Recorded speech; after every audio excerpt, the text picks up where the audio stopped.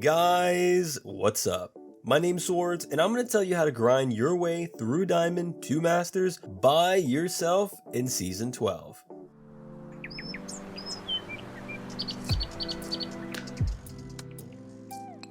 Ranked is a very unpredictable environment, and you never really know how your next match is going to go. Maybe you get bad teammates and aren't sure what to do without a presence.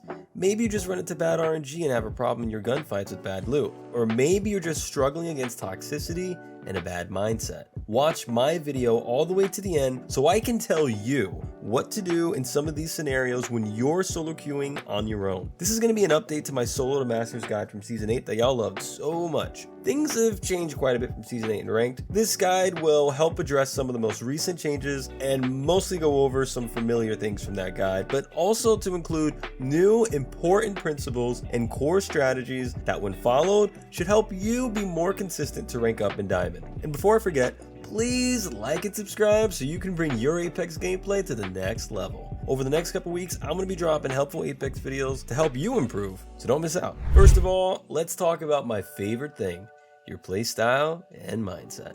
Let me remind you that players at this meta of the game are familiar with situational awareness and understanding of where the advantages and disadvantages of a gunfight are, and they will attack you when they find an opportunity. Don't underestimate your opponents. Accept that any one of them has the potential to take you out, and that only by fighting tactically will you consistently defeat other players. In other words, be cautious. Always think about where the biggest risk to your position is, and you'll rarely be surprised. Your playstyle should focus on fighting from good positions and capitalizing on opportunities created within a fight, such as a shield crack, utilizing a team ultimate.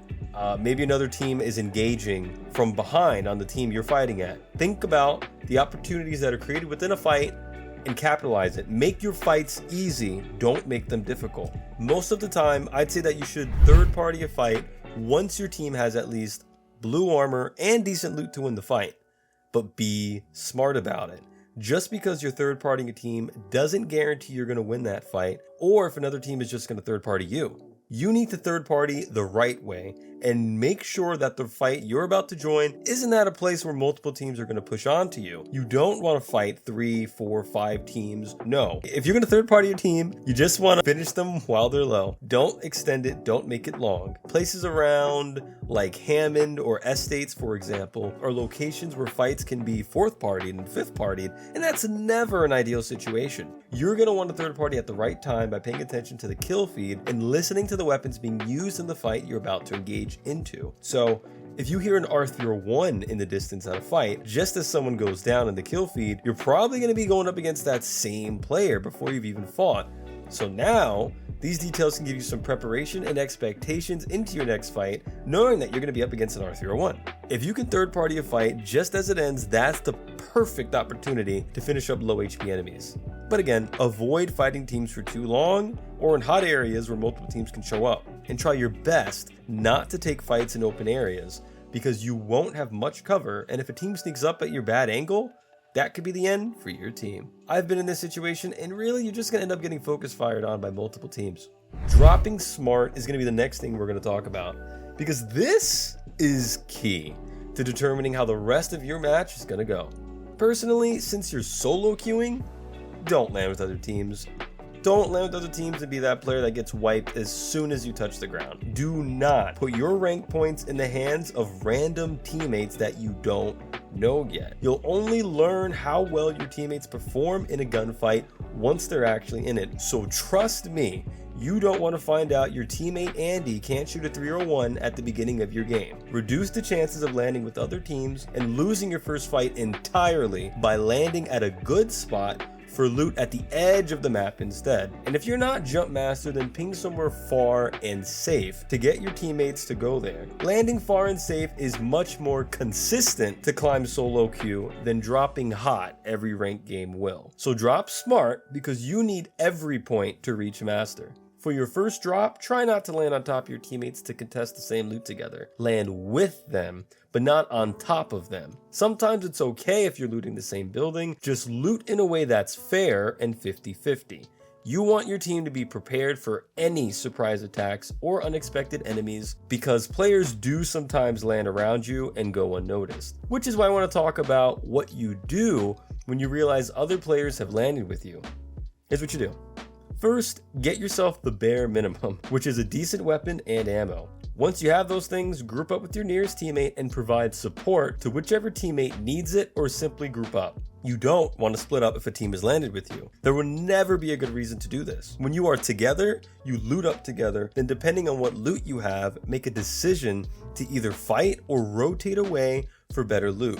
The truth is, you need to focus on survivability first before moving into your fights in a solo queue environment. Your life values far more than any risky fight. One of the only times you should take a fight early game is if you get good armor and loot on drop, or if one of your teammates gets it down. Just remember that solo players always experience this game in the most random way. So reduce the randomness by reducing the risk.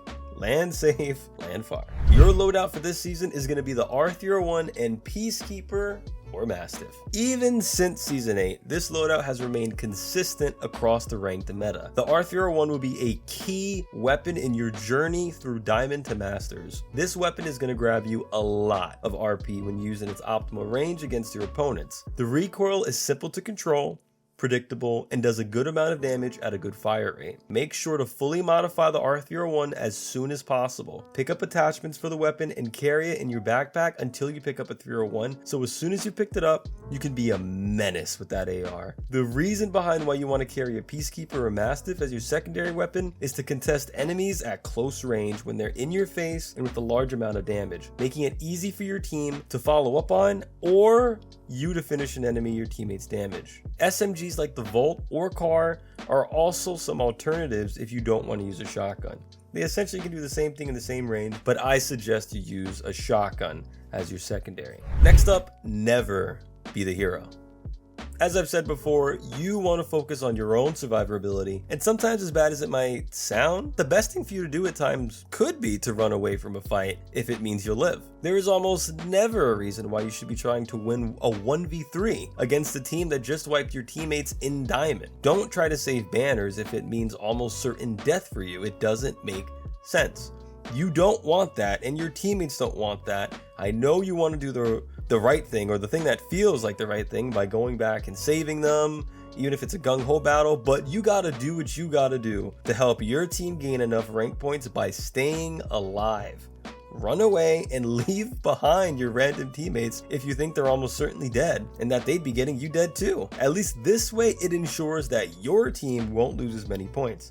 If there's an opportunity to grab their banners and you're sure that there's no enemies nearby, then go for it. This season is all about survivability and better positioning. These two things are what will bring you into Masters. Now, I want to talk about ratting. Ratting is so important when solo queuing because, let's be honest, when it's almost final circle, you and I both know that it's going to be you in the end. Sometimes this is literally what solo queuing is sometimes, and there's nothing wrong about that. If you're the last player alive and you're surrounded by teams, just hold your position and play it safe, because you're probably not winning any fights on your own. And maybe the best you could do is pick someone off, but even then it's not worth it if you're just gonna die. Play for that end zone or stay in Diamond. Crouch walk, hug walls, stay behind cover, and don't peek if you're ratting. Remind yourself that it is unacceptable to be losing minus 48 RP. For every rank, there is a meta. The true meta unlock behind Diamond is to make it to the end zone as consistently as you can. If you can do this and focus on making it close to the end, rather than taking your chances with aggressive gunfights, you will climb the ranks. Understand what your disadvantages are and your own weaknesses so that you can come out on top into Masters. And understand this when solo queuing. Really, hear me out. Solo queue ranked will give you all kinds of teammates, and the truth is, you need to make the games with the good teammates count, because when you get in a game with the bad teammates, there's a good chance you might be losing some RP that game. Always reduce the amount of RP you're losing by focusing on your survival. If that means splitting away from your team when they drop hot to land solo, So be it. Play it cautious and safe when your team pushes two teams on their own in estates. Do whatever it is you have to do to stay alive. Put your rank points first, put your life first, and value your survivability. Now, let me tell you who I played. I played Watson to get to Masters. Now, that might surprise you, but honestly, I'll say it. She's good. Like, she's pretty good. In the hands of somebody that knows how to utilize her kit to create fences for space, to deny or delay a team an area, can go a long way and keep your team a bit safer. Watson players don't play her for fence damage. No, Watson players play her because she has the potential to take control of an area and dissuade teams from moving in recklessly on them. And I didn't just hop in a house and throw up some fences. Nah, I took control of an area, whether it was indoors or outdoors.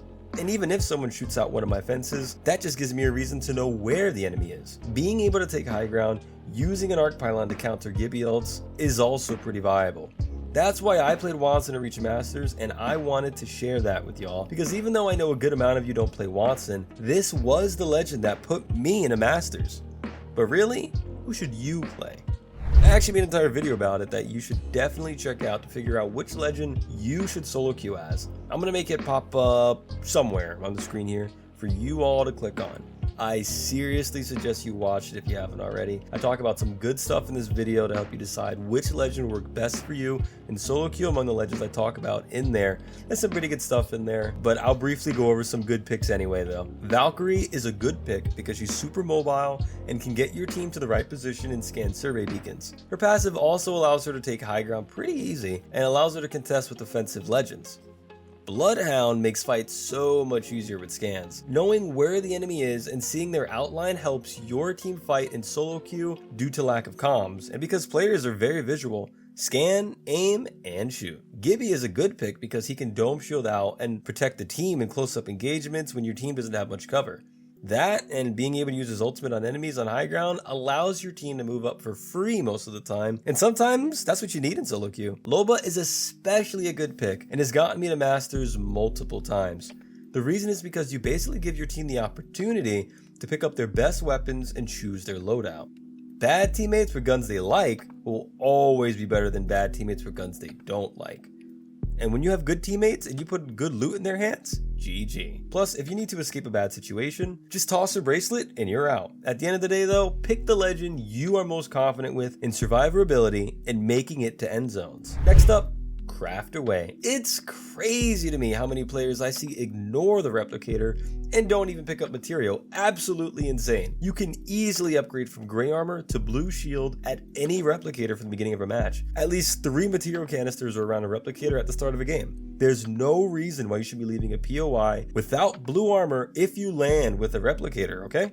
Not only can you upgrade your armor or your teammates' armor here, but you should be making shield batteries, crafting ammo for yourself when you're low, picking up those purple backpacks, helmets, extended magazines. Take advantage of these replicators. They have good things in them. Don't disregard them because your opponents are using them against you. Now, let's get serious for a moment here in this next topic. We all know that people can get frustrated and make toxic comments towards you even if you didn't make any mistakes. And let's be real here. If you're watching this, you solo queue, so it's probably happened to you before. Some people may tell you to ignore the toxicity.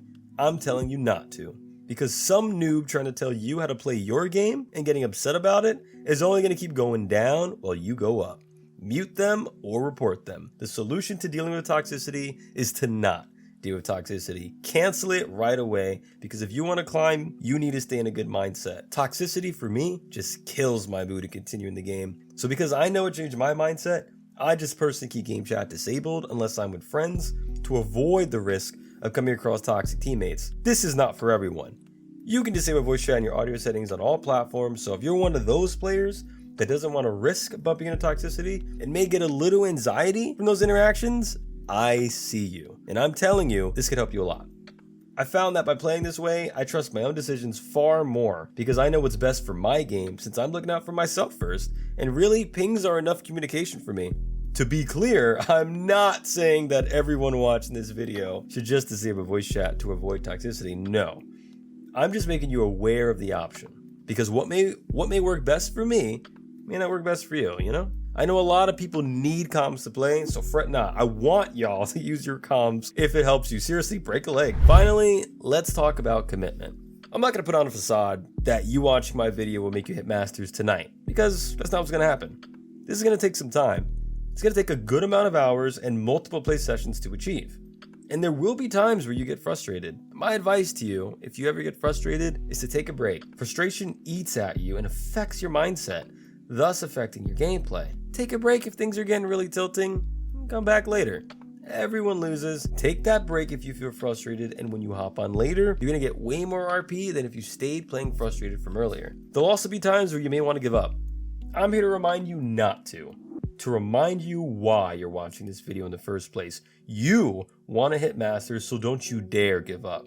I believe in you. If you honestly made it this far watching my video, then you deserve to be one of the people to hit that rank. You got this, my dude. I want you to be hyped to hop in a diamond lobby in Apex Legends to compete against good players and become among the best. I'm talking to you.